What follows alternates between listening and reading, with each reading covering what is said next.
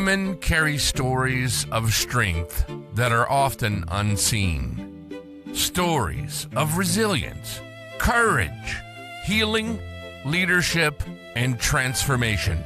Across communities and generations, women are creating change in powerful ways by speaking truth, supporting one another, breaking cycles, building safe spaces, and turning pain into purpose.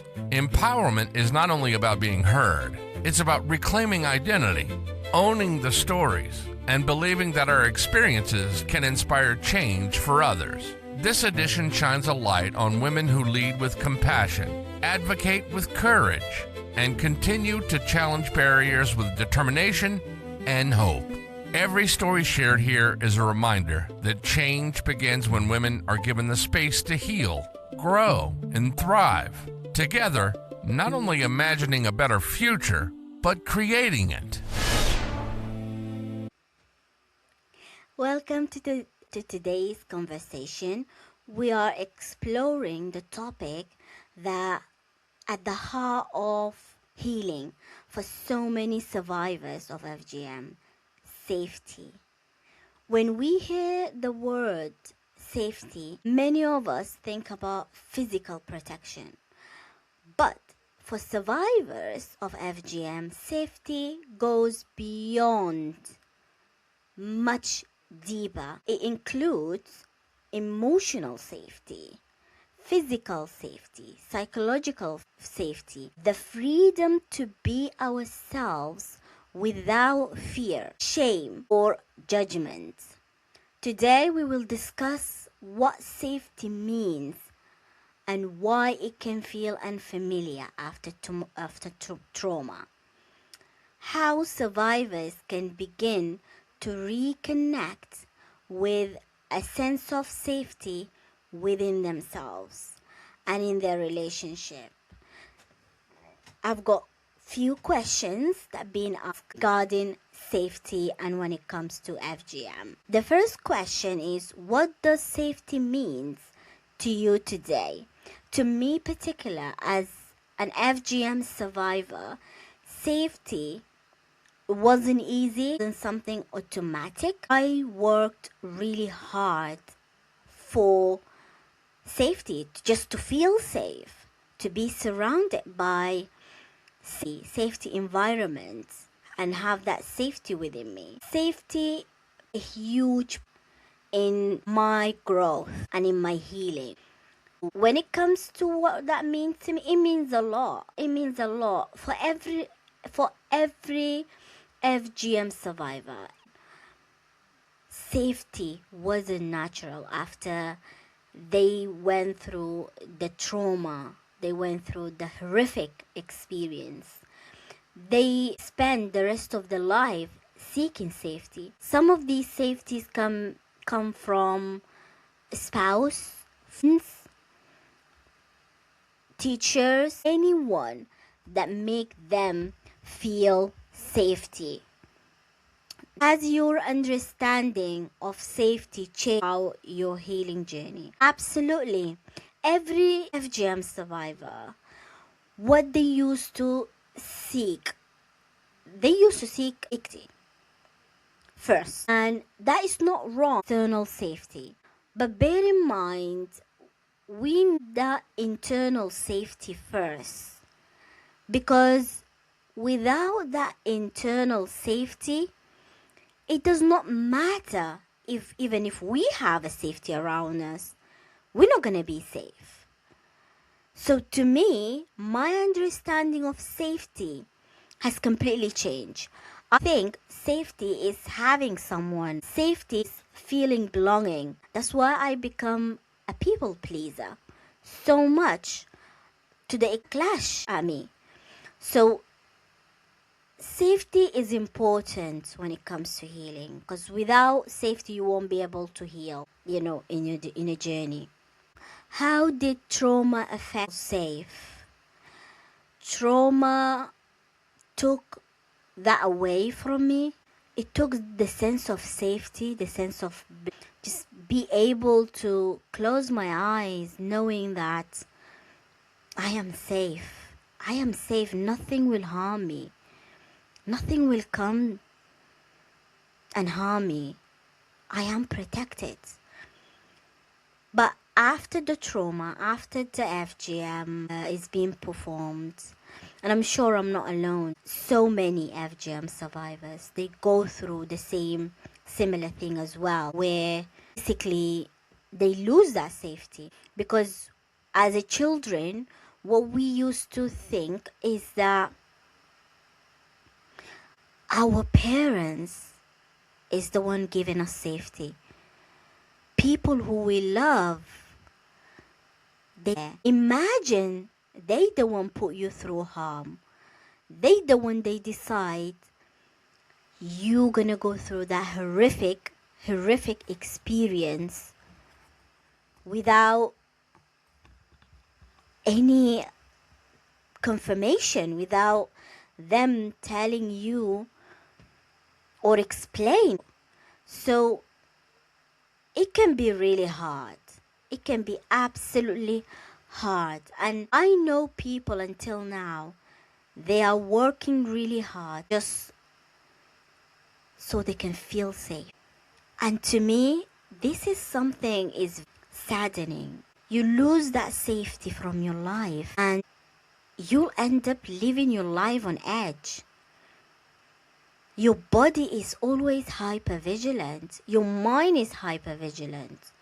Imagine closing your eyes and keep thinking about the trauma, thinking about what happened. No one will be able to sleep. It's so hard.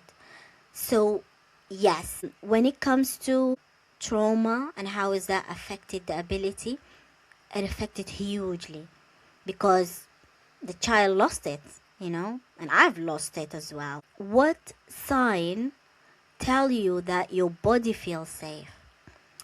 Oh my God. With this one, when you're feeling calm, when you notice your body start feeling that calmness, the shoulder is dropping, you're not always, like hypervigilant, looking out, who's gonna do that? You'll feel it. You'll feel sense of ease. That you have that side, that's it. I am safe. I know I am safe. I accepted that I am safe. Not only physically, psychologically too. Because when you think about it, the trauma affects safe. So once the mind start to feel relaxed, start believe that they are safe of you, you will feel safe. Your brain feels relaxed.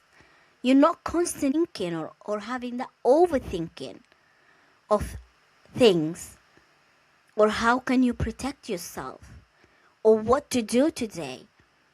Feel like your body is safe when you're surrounded by people, when you're surrounded by strangers, by people that you don't even know. You will know it. You will tell you that you are safe. What signs, tell you that your body is in a... Oh God, with this one, is you always hypervigilant. Body is tense, and you feel pain all over your body. Your mind is like a racing car. You lose the ability to sleep. You'll have that constantly urge. You are on edge 24/7. That's when the body tells you you're in a survival mode. You can't tolerate to be around strangers. You can't be in the same room as strange people, whether male, female, anyone. Your body tells you you are in a survival mode. You need to stay stand. You need to be constantly aware of your surroundings. How can survivors begin reconnecting with their bodies in a gentle way? For survivors to reconnect with their bodies, they need to, I'm not going to say they need to relax, because that's one of the things that the survivors, but they need to give themselves the care, the self-love, the compassion, and they need to work in their mind, in their brain, work here, work in making the thoughts that inside you, turning that negative into a positive, and body will follow. Your body will follow, because when your brain feel at ease and feel like they're safe, your body will feel the same thing. So to reconnect with your body, start talking positive into your life. Start changing your mindsets. Start having compassion. Be gentle with yourself. Yourself to the edge. Surround yourself with positive people, with people that can understand you, people who will be there for you regardless of what you're going through, people who don't push you to speak or push you to go to the therapy or push you to do anything. People that they feel grateful that you are in their life. That will give you a sense of calmness, that you are accepted in the community. Because when it comes to a survivor and connection to their bodies, it's hardly there. It's hardly there, because we have been taught as the FGM survivors that our body is something that we need to be very careful. Our husbands are not bringing shame to the family. No one tell us as a survivor reconnect how we can love our body the way they are, and we don't need to be compared to other people, because most often that we have been compared, and we've been compared to others. If today a girl, a 10 years old girl, haven't had the FGM, and a 7 years old child had it, there is a comparison there. The family compared, the society, the culture, the community, there is constant comparison. So we wasn't raised to love our body the way we are and accept ourselves the way we are. Nobody tell us how to protect our body in a correct way, not out of fear, but out of love.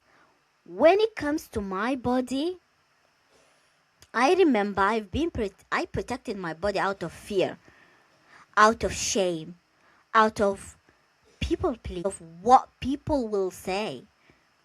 And that's what really installed on us as a children, as a FGM survivors, as a young girls, that you need to protect yourself so you're not gonna bring to the family. I don't know how is that connected, but that's what really installed on us. To reconnect with your body after that trauma, my goodness, it will require a lot of work, self-compassion, gentleness, therapy, okay? And just surround yourself with the positive people. Have that positive self-talk. When you look in the mirror, make sure you don't criticize your body.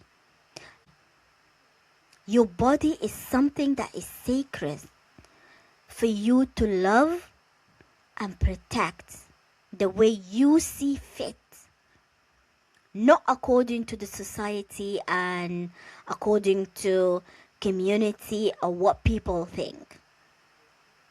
Love your body and protect it the way you see it right.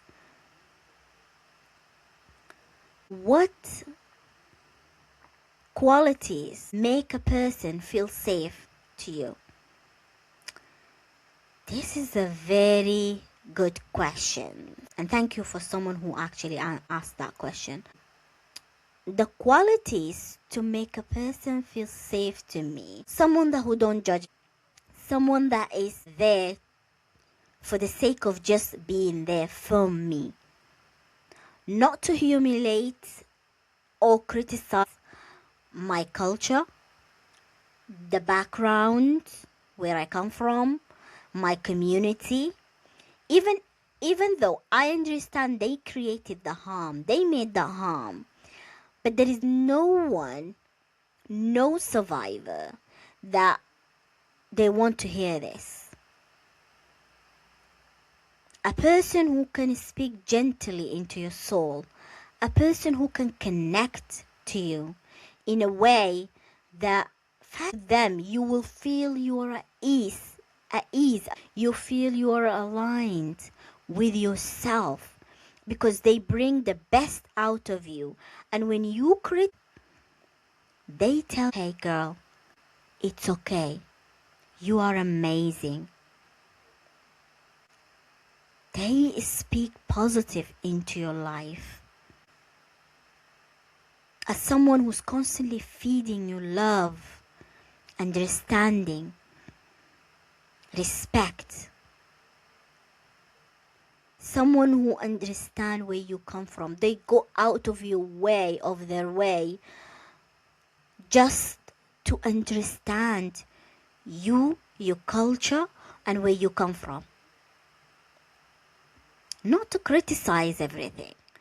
No one wants to be criticized or hear any criticism around the culture or around the family that they brought up. Bear in mind that when people criticize this, survivor is still in the battle. They are still in a battle between, culture, family, honor, bringing shame, and healing themselves. So be careful of who you surround yourself with and the words that they feed you, because you need someone who's actually positive, not negative. How can survivors identify healthy and supportive relationship? Now, it depends on which relationship, because if you want to speak about friend or friendship, you'll need somebody that are there, just there, be there for you, respect you, love you, feed you positivity every single day. Someone that goes out of their way to check on you, send you a message, hey, are you alright? Are you okay? Do you need help? If you need to speak, I'm here for you.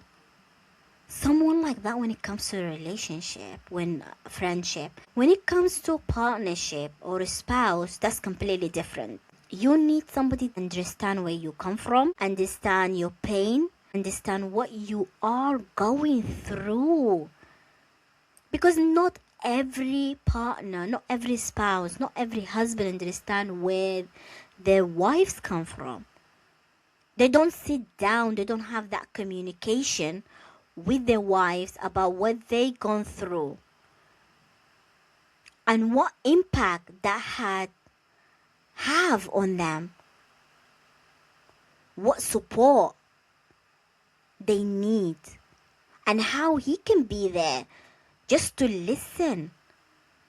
And if they need a therapy, hell, sign them to one without criticizing them.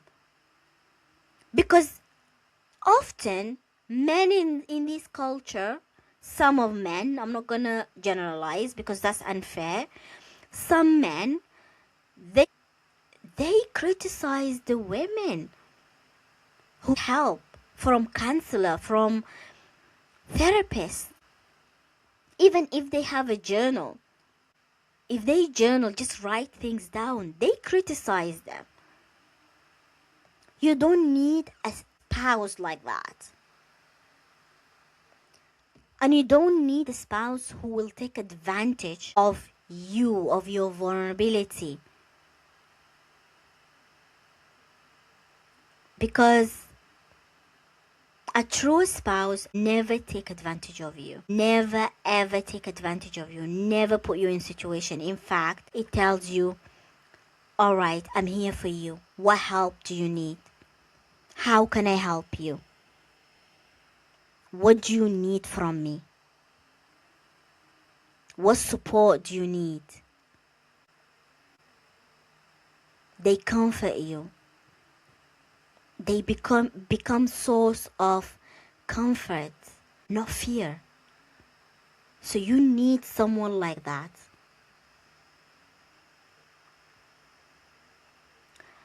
What role has community played in your healing journey? Oh my. So when it comes to community, for me personally, they haven't played that much. Because I had to remove from that community to be able to heal myself. So you need that kind of supportive community. Find yourself a community that support you, not a community that judge you, shame you, disrespect you. You do not need to be around people like that, not even for 1 second. I had to remove myself because they constantly feeding and talking negative into my life. Everything is negative. I had to remove myself. And I am lucky enough that I am far away from that I don't interact much with them. I choose, because when you start the journey of healing, you'll be able to get the control back.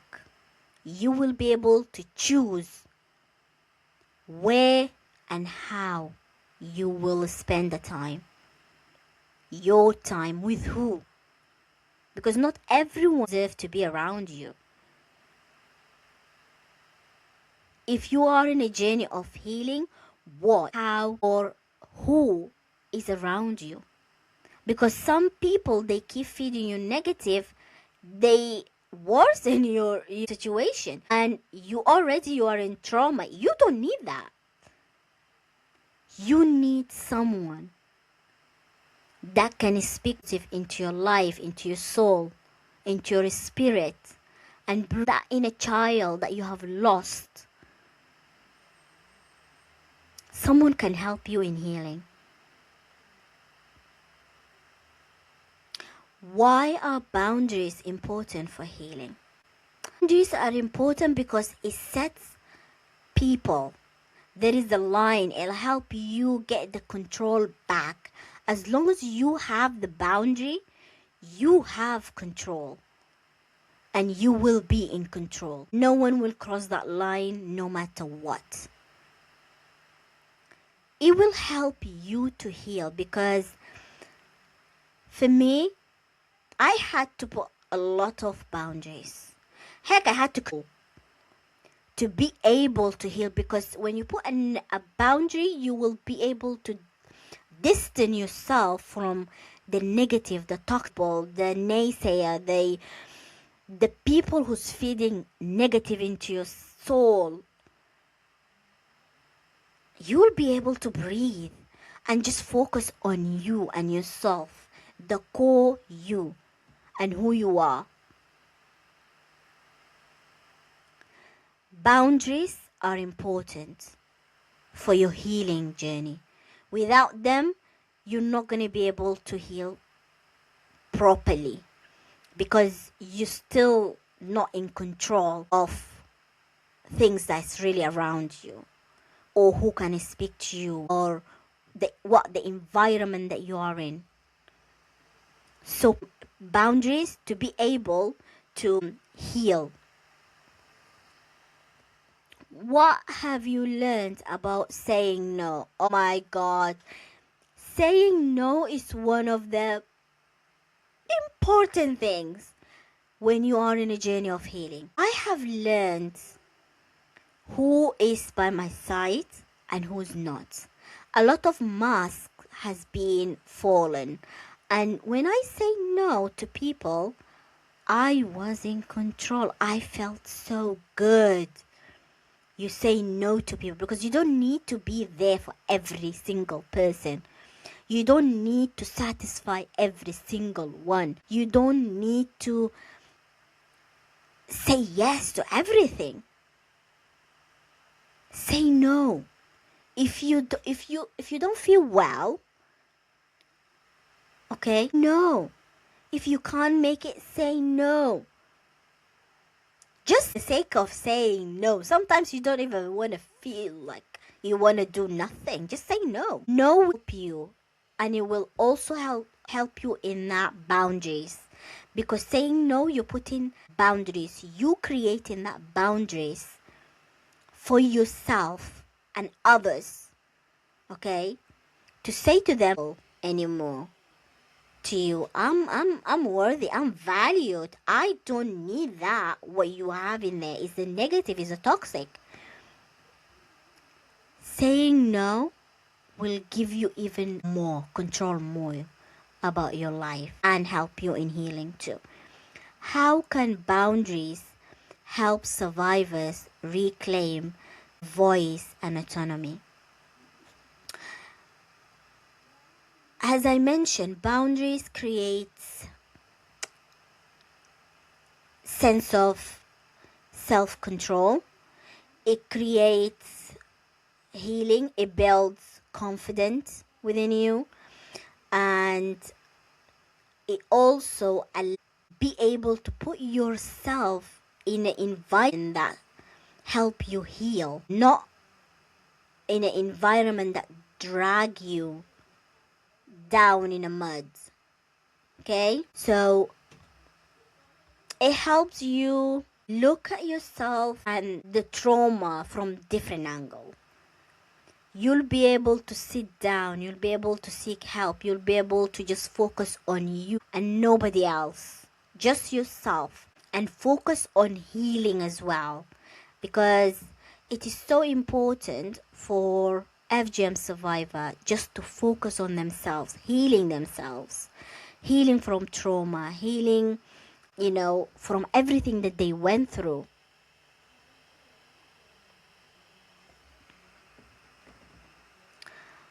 It'll give you the voice to speak up. It'll allow you to feel. I remember when I start saying no to people, when I start putting back, that helped me share how I feel. And therefore, it helped me in healing too. So it's important to have that boundary. What practice help you feel grounded and secure? Self-love. Self-love helped me a lot and it helped me in grounding as well myself. That all the time, having that self-love and self-reassurance, telling myself it's okay, it's not your fault, you are amazing the way you are, you're absolutely incredible, you are in a journey of healing, you are allowed to say no. And it's okay to have that boundaries. Don't be afraid of people. Don't be afraid of who will say what, because not everyone will understand where you come from. Not everyone will say, okay, I'm here to help you. Not everyone. Genuinely, not everyone. So doing meditations also help a lot. It helped a lot with meditation as well. I did reflection as well, writing how I feel, I don't wait until I speak to the therapy. I write. Even the therapist recommended journaling. So I just journal. I just absolutely journal and share my voice, share what I am going through, and be able to connect with, with people that they speak positive into my life. People that they remind me what I have gone through is not something that can easily be taken. It's not something that be taken lightly. So surround yourself with positive people. Reflect, go for a walk, journal, speak to a therapy, and if doing exercise, if exercise helping you, go for it. Because only through exercise, because some people, they use exercise as a healing for them. Do it. Like, don't restrain yourself just for one thing. You have multiple options. Go for something that bring peace into your life. How do you build trust in yourself after trauma? I had to trust myself, because if I didn't trust myself, who am I gonna trust? Genuinely, I don't know who I can trust. I had to trust myself. I had to push myself to trust myself, to say to myself that it is not your fault. See, when you put blame into you, how can you start healing? If you tell yourself and you blame yourself constantly, how can you heal? Trust yourself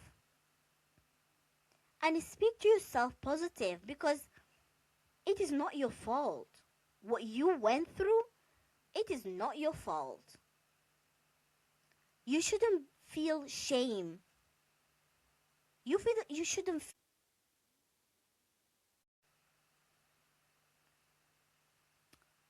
build trust. And the only way you can build trust is positive self-talk. Changing the negative thoughts into a positive. Help yourself.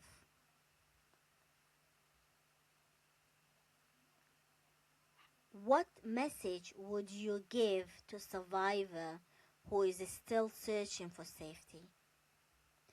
Take it easy. Take it easy. Be gentle with yourself. Know that safety don't come all at once.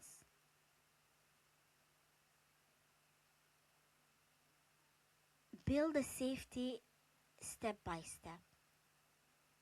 Just step by step. You don't need to rush yourself. Take it easy.